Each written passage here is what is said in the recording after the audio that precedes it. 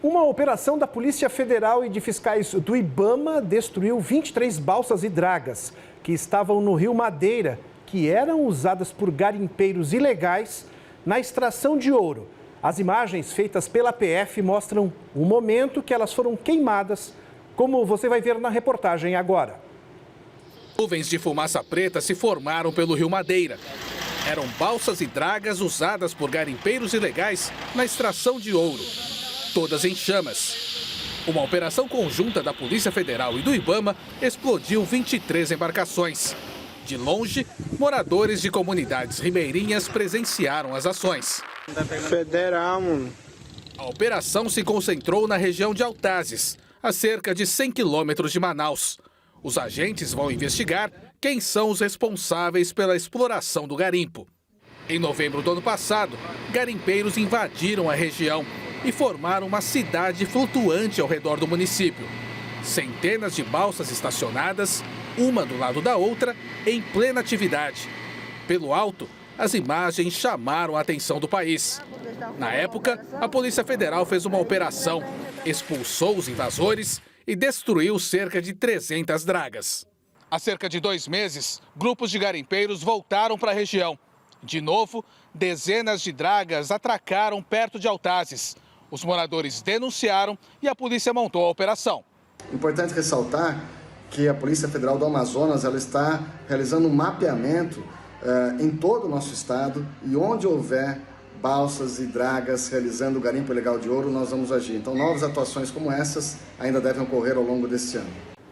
Agora o assunto é Zona Franca de Manaus, porque o governo do Amazonas entrou com um pedido no Supremo Tribunal Federal para que o novo decreto de redução do IPI seja incluído em ação que corre no tribunal. O governo estadual considera inconstitucional o documento publicado sexta-feira passada pelo Ministério da Economia, que não teria eliminado o risco de perda competitiva de preço de todos os produtos fabricados no polo industrial. No documento protocolado, o governo do Amazonas pede que o decreto, publicado sexta-feira passada, passe a fazer parte da ação que o Estado move contra o governo federal no STF. O Executivo Estadual diz que o novo decreto é uma tentativa de burlar a decisão que o ministro Alexandre de Moraes tomou lá em maio, quando suspendeu a redução do IPI, que afetava os produtos fabricados no Amazonas. A briga entre o governo federal e o do Amazonas começou no início deste ano, quando os primeiros decretos foram publicados. Desta vez, a terceira medida questionada foi editada no último dia 29 de julho.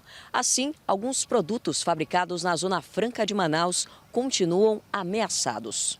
Quando nós estamos falando de 4%, nós estamos falando de um faturamento de 13 bilhões. Nós estamos falando da incidência de ICMS sobre um faturamento de 13 bilhões.